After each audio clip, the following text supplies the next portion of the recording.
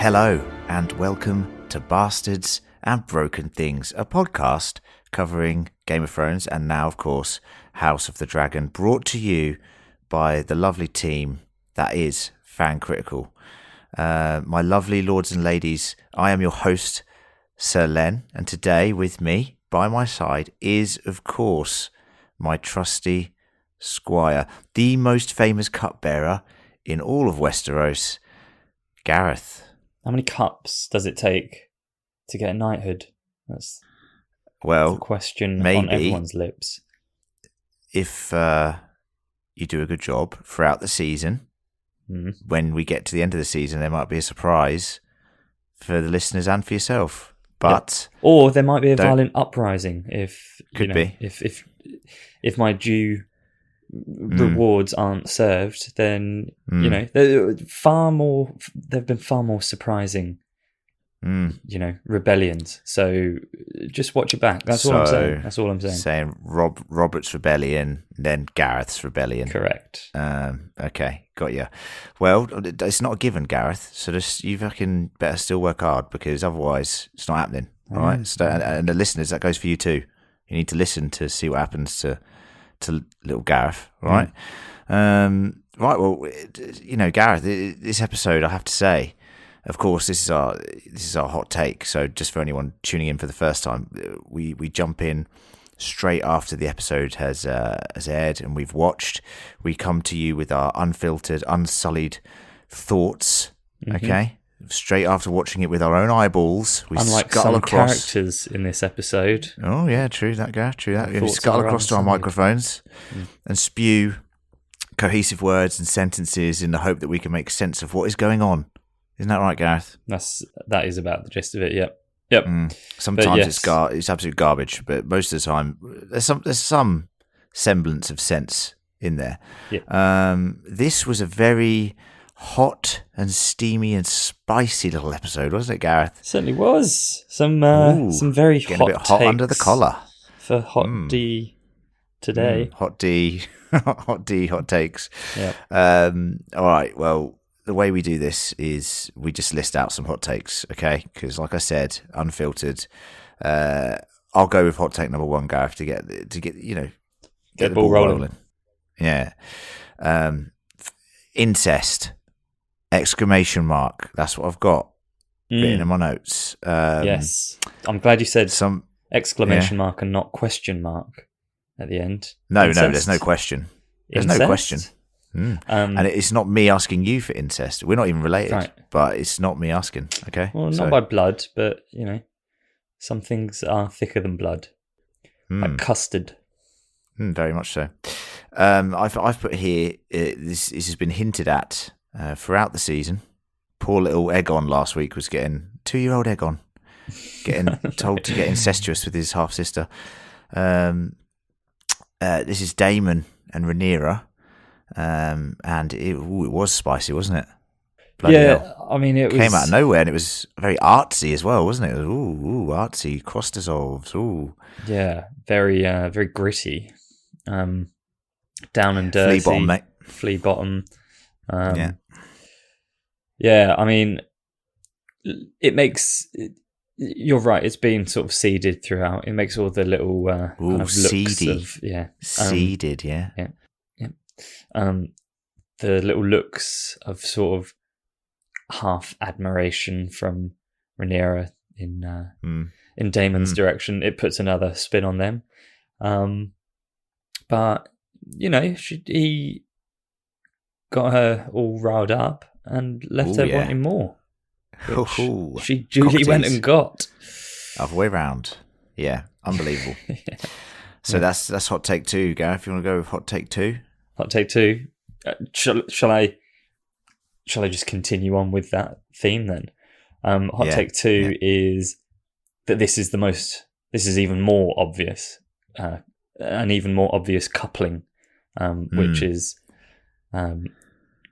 crispy M&Ms and so Rhaenyra.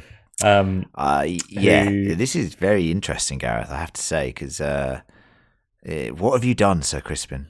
What has he done? What has he done? Your oath. Oh my God. No, there are so Crispin. many pickles all over the place because of this. Everyone's in a pickle because of what's just they're happened. using pickles now. Jesus. They would have been better off with that because Crispin's pickle, to be precise. Very little evidence if you just use a regular pickle. But I think last week it made me laugh actually.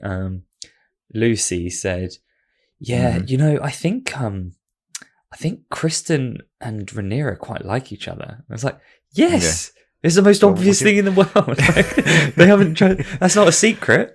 That's very obvious." So I'm looking forward to hearing her views in the main pod because I'm sure she'll claim some sort of magnificent foresight. Not like that, Len. Dirty. No, didn't say anything. Come on, sitting mate. there. You're better than that. I've put here, Gareth, that this is a very interesting development because we know that the books are, and I've said it before, Fire and Blood is a very encyclopedic text. It's written by a Grand Maester who is basically pooling loads of facts and first-hand accounts of septons and other maesters and Mushroom and Mushroom, little Mushroom, who is the court jester. Now, for some reason, Mushroom has been dropped from the show. However, it seems that his interpretation of events is definitely transpiring. Mushroom always gave the sort of disgusting, seediest interpretation of any sort of rumour or hearsay that you could imagine. And it's always been a point of contention about what is actually, this kicks off a series of events which lead to catastrophe, Gareth. And it's interesting to me to see the route that the showrunners have gone down here with this seedy take on it. There's also it's not fact in the book, right? So like I said, it could have been anything. And the showrunners have even said, hey, how things, you're going to hit the main points, but how we get there, that's the interesting part of the story because that was never really in Fire and Blood. Yeah. Yeah. And I find that fascinating. So from my perspective, I've been waiting for these moments, but then now I'm seeing them the way that, sort of like Mushroom said, in a way, because actually what Mushroom said is much worse. There were pickles involved in that. Dirty little Mushroom. But yeah, I will say I was very much liking this seedy interpretation of the legend of what happened here. Oh well, very much so. I thought it was good stuff. Tastefully done. Tastefully done. I'm just gutted for Crispin, to be honest with you, because he's a man who seems like he's all about his station, his oath, and stuff like that. But the temptation of a dragon future queen, Gareth, got him good. It's tough. I mean, he tried to resist. He tried.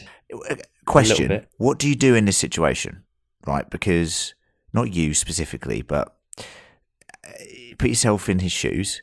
You are told to do everything that the royal family tells you to do. Yeah. But you're also not allowed to sleep with anyone. Yeah. But a member of the royal family is saying, sleep with me. It's a paradox. Very confusing situation. It's a paradox situation. I mean, either way, you're in trouble, so you may as well go for it. You're fucked either way, basically. Hot take number 3. I've put here, what not to do in my notes, Gareth. We should do them in like headline form. Maybe that's something we'll do in the future if there's time to sort of, come up with some good puns. John will love that. Yeah. He's gone. Bloody unbelievable. He kind of fucked up. I've put here that he's overreached, paid the price, and in a way it's been coming because he's not been very subtle the last 2 episodes. Yeah, maybe. And although this feels like it's genuine, like he has heard a piece of information and he's gone to the king, and he doesn't. It felt weird. It felt like he was actually doing his job here, but it's too much. This is the one that he should have kept his mouth shut about, because when you start fucking meddling in the Targaryen bloodlines like this, it's dangerous. It is, but what else could he have done? I think it's a similar said nothing. Paradoxical situation. Your duty as Hand of the King is to advise your king as best as possible. I think this is a bit of information that he probably, imagine he doesn't say anything and then rumours spread and it turns out that Otto knew. Viserys is going to be Difficult furious. Yeah, I think for a very calculated operator, I think he should have sat on it for a little bit and maybe let it develop. You know what I mean? Because I would have said, then I would have like made sure that people watch, because this would happen again. Something like this would happen again. He'd get more of his little birds watching, and then he's got conclusive proof. Whereas he goes to Viserys with a first-hand account, half-baked, but not necessarily. It's a half-baked approach. He needs the actual proof because Rhaenyra and Daemon can wriggle out of it. Not that Daemon does want to, but Rhaenyra does. So for me, it was like he jumped too early. He should have just sat on it for a bit, done the old little watching, waiting game, and then gone to Viserys with proof. Yeah, that's fair. So, I mean, I know that he's calculated, and I know that he's very tactical. I did feel sorry for him in that moment, though. Like I did as well, actually. He looked sad. He did look sad, but because he served Jaehaerys and he served Viserys. I think I can't remember the cumulative total. I mean, look, once again, hot takes. I need to check my sources, but I think he was like Hand of the King for like 40 years or something. Something stupid. 30 years. That's maybe. Like, that's longer than actual life expectancy in those times. So. Yeah. So it's a shame, but look, it's not the last we're going to see of him. So don't you worry. What about your hot take number 4, Gareth? Hot take 4. I'm going to go back a few steps. Rhaenyra dressing like a 22-year-old lad out for like a night in Shoreditch or something. Definitely a Shoreditch outfit. She's just been to the vintage shops. Exactly. Yeah. Pick up one of those beanies. Brooklyn, if you're in New York, probably. Yeah. I mean, a New Yorker would be more specific than Brooklyn, because that's a bit like saying, of course. Yeah. New message. What up? It's Heather's cousin. You dated her in college, or maybe you were just in the same class. Anyway, I heard you bought a boat, my man. Let's hit the water. Oh, and Heather told me you always liked snacks and stuff, so I could totally bring some chips. When you get a boat, you also get new friends. Make sure Progressive's one of them, and get coverage today for as little as $100 a year. Hey, also, I'm a little short on cash, so can you cover the chips? Thanks. I can see why Heather liked you. Progressive Casualty Insurance Company and affiliates. Annual premium for basic liability policy not available in all states. Even in an unpredictable world, one thing you should be able to rely on day in and day out is your TV. With the Reliability Guarantee from Dish, if you do lose signal for whatever reason, your time lost will be credited back to your account. To learn more, dial 1-844-CALL-DISH, visit dish.com, or find a local retailer near you. Reliability Guarantee covers signal outages due to normal weather and or technical issues only, not a guarantee of signal in all weather conditions. Credits given after outage verification. Other restrictions apply. See dish.com for details. Sorry. East London. But yeah, okay, right. But, somewhere in there that's trendy. Yeah. With all your vintage shops. Yeah, you can tell us, New Yorkers. Let us know. But yeah, doing that and then going through, Flea Bottom. It was a way over the top depiction of Flea Bottom. Like, I know it's supposed to be rough and ready, but come on, this was cartoon. Do you know what it reminds me of, Gareth? Yeah. 4 a.m. Yeah. Shangri-La at Glastonbury Festival. Oh, everyone is just fucked off their face. Right. Stuff's going on everywhere. You got people trying to, all hippie and that, trying to tell you, futures and that. And you got pyromancers just spitting fire in your face, and then some sort of house DJ, going on. It's all over the place. Where do these I don't think artistic expression kind of develops in that place the way that it appears to. Well, it is interesting because obviously it's like a port. Obviously, King's Landing is, so you get a lot of people from the east, like Bravos and the Free Cities, go in there. So there is a bit of culture that comes in. That's true. From across the narrow sea. That's true. But it was just people killing each other here, people fucking against the wall over there, some woman without eyes telling you about your death there. Did you get Maggie the Frog? Yeah, Maggie the Frog. Yeah, very much so. Yeah, and obviously I'm not going to spoil it for anyone, but that's an interesting line that she says to Rhaenyra. So I thought it was a little nod to book people. You want to know your death? Yeah.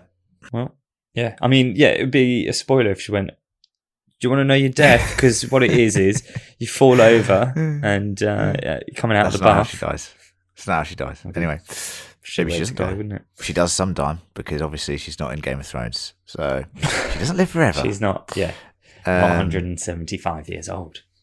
Okay, I will let you go for the next one, and then I'll do the last one, because the last one is something I want to bring up. Okay. All right, I'm going to talk about... in a lot of detail later in the main podcast, but yes, go. Okay. I'm just going to talk about... This will be a brief one. The opening scene, which I thought was just weird tonally. Like, that Bracken guy just being an absolute bellend and like... Oh my God, Gareth, I'm cracking up at this. What honestly. Is he? Right. And he's like... And then he gets killed by this 8-year-old kid. Gaz, I can't even tell you what was going through my head when I was watching that scene. Right. I can't tell you the lines I am already preparing for the main podcast for that scene, Gareth. It's unbelievable. Oh yeah, it's you versus John. Of course it is, but you trying to. It's definitely you versus John. Yeah. I literally looked at the little guy. I was like, Jesus Christ, this is too easy. This is unfair for me to write this in my podcast. But notes. What I will say is, who turns out as the winner? Yeah, and then John on the sideline starts fucking shouting, calling him the C word. I was like, oh, this is gold. This is absolute gold. Anyway, that whole scene was bizarre. Yeah. A couple of things I'll note about that scene. Number one, Storm's End. We're in fucking Storm's End. Yeah. That is cool. That is just cool. That is the house of the seat of the Baratheons. You kind of see it in some long shots in Game of Thrones. We never actually go inside it, I don't think. Maybe once. I'm not 100% sure on that. It makes quite a lot of... Not a lot, but it appears fairly significantly in the books. In the books? Loads. It's like loads. It's got some important and especially where points. It's left off. Yeah. Left off in the books in Dance. There's a lot going on near Storm's End. With some characters that aren't even in the Game of Thrones TV show. So that'll be fascinating to see how much more of Storm's End we get in the books. Storm's End, very cool. Baratheon guy seems like a bit of a dick still. I thought like Bracken versus, I can't remember the other house who it was. He was Blackwood, yeah. Blackwood. We also see Beric Dondarrion. Not the Beric Dondarrion from Game of Thrones. A different, older, shitter Beric Dondarrion. He's way shitter. Beric Dondarrion, our version, is he's fucking cool. The Lightning Lord. Nobody's calling this guy Lightning Lord. Yeah. He was such a disappointment. I was like, Beric Dondarrion. I was like, oh, this is so disappointing. It's quite, it was funny. That whole opening was a bit weird. But I think it's trying to show you how the realm is kind of a bit unstable at the moment. Like, people are just fucking killing each other at just a simple court session. I guess. Now, that isn't normal, guys. That isn't something that happens, okay? This is a brutal world, but people just killing each other at court is very bizarre, okay? Obviously, at a tourney, it's different. When it gets out of hand and someone challenges each other to single-handed combat, anything goes, unless they yield. In which case, but this court situation, bizarre. So, just goes to show you how destabilized the realm is. I'll move on to the final hot take, guys, because we don't want to go too much in depth, because obviously, in-depth review out in a few days. Of course, check that out. Final hot take is the blade revealing the prince that was promised prophecy when in fire. Yep. I think they've gone too far with this, Gareth. I think, I mean, this is just taking it straight from Lord of the Rings. Yeah. And obviously Tolkien did write his first and was a huge inspiration on George. And George didn't write this, I don't know. But George is a supervisor to the show. And also, it seems that they've told him some things that might be revealed in the books, Game of Thrones. Now, we've talked about this blade, the cat's paw dagger, which famously, spoiler warning, if you don't want to hear this, you haven't seen Game of Thrones, turn it off right now, kills the Night King. And now they're like flaunting this dagger in our face. Like, he's literally like threatening Daemon with it. And then he's like, look at this blade. And it's, look, the inscription, the pyromancers inscribed it. Aegon's pyromancers. Here? And it came from Valyria. And, it's quite cool. actually thinking about the history of this dagger, it's amazing. Really. Like, it has come from Valyria, where I think it's Aenys, he says, foresaw the doom of Valyria. It's come all the way to Dragonstone. It's gone down every generation of the Targaryens, right? With this prophecy inscribed upon it. And then it's been lost. Not lost, but its importance and significance has been forgotten to eventually just let it be given to a cat's paw to kill Bran. Yeah, okay? I mean, that is mad. That is mad, right? And then from there, it's this mystery about whose dagger was it, and Catelyn's trying to figure that out and stuff like that. And then Tyrion has it, and then, you know, it's gifted, and then eventually it ends up in the hands of who but Arya Stark to kill the thing that is prophesied on the blade. Now, that to me is amazing. Thinking about that. Well, yeah. The way they're doing it, not necessarily, but the idea behind it, awesome. Does it need instructions on it though? Like, you know, in case of Night King, break glass. Yeah. Place firmly between eyes. Like, come on. Or actually in the belly. So. Well, yeah. Fine. She obviously didn't read the instructions because she doesn't speak. Do really cool drop dagger move and use it. That was awesome, that move that she does. I still get tingles thinking about that moment. Yeah. Do you remember that GIF that went round that was actually football fans celebrating a goal with beer going everywhere? And they just put that was so good. Yeah, it's good. Oh, that was so good. Clumsily, it's not clumsily handled. They're handling it exactly as they want to. But yes, it's very, it's just shit. Like it's annoying. I just think I just think it doesn't need to be thrown in our faces as much at this point. It's so, we heard it in the first episode, and I was a bit skeptical of it then, you know. However, the Prince That Was Promised, I like the fact that they called it that now and not this Song of Ice and Fire, because the Prince That Was Promised is the Prince That Was Promised. Yeah, will be the Song of Ice and Fire. Yeah, okay, yeah, that was shit, that bit. But like, you know, it's referring to Jon. This is also a point of contention. It could be, we can get into this in the deep dive, but it's also technically referring to Dany because in High Valyrian there is no gender-specific word for prince or princess, so it means like the chosen one that was promised or whatever, and that could either refer to Jon or Dany. So it's very, very interesting. But that's not going to be. I'm glad it's not going to serve a purpose in this series. Like. No, but once again, I think it is cool thinking about that. And I like the fact that they've mentioned the Prince That Was Promised, but then it also belittles Rhaegar and how he was a dreamer and how he had this prophecy come to him. Now it's just like the Mad King told it to him or something. You know what I mean? So it's kind of like, anyway, we'll get into that on Deep Dive because that is a really good conversation. Okay, so and I'm really interested to hear Jon's take because he's going to fucking hate it and it's going to be hilarious. And then you're going to stab him in the guts and it's going to be blood everywhere and it's just going to be chaos. Correct. Okay, so. Correct. He belittled my family. And well, yeah, that's what happens. Anyway, that's it for Hot Takes, guys. I just want to say, firstly, thank you for the fantastic reaction we've had to Hot Takes. So many people have said to me, Gareth, that they're loving the Hot Takes. Well, that's good. Genuinely. Like, people say that it's such a good, quick discussion that they turn to. The thing that I love about this podcast is it's really short, so it doesn't take up much of my time. Thanks. Thanks a bunch. But actually, you know what? It's quite funny. People are liking the short format, and I'd have to say, like, it is nice. We have the longer deep dives, which obviously have all the juicy theory content, but this they're going down well, Gareth, so well done. Wonderful. You're doing well. Excellent. I mean, thank you, listeners. That hasn't in knighthood. I don't know what will. Not yet. Of course, you can let us know your thoughts on the episode. If you get it into us in the next day or so, it will be before we record the deep dive. You can email us at fancriticalpodcast@gmail.com.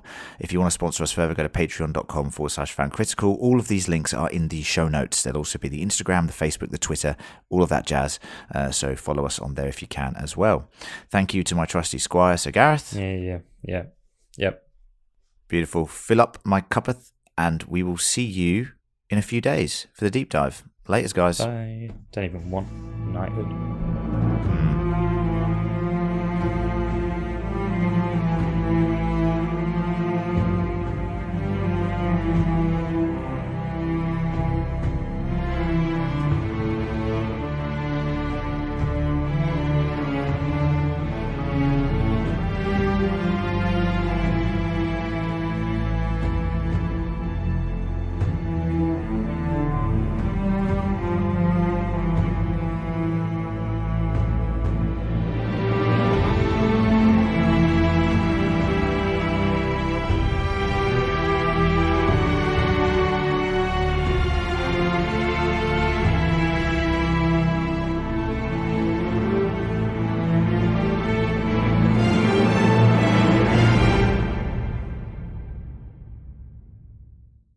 Sling TV has something for everyone.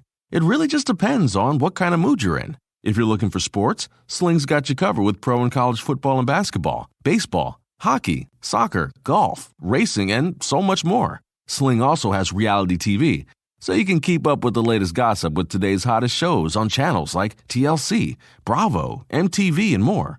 And don't forget about news.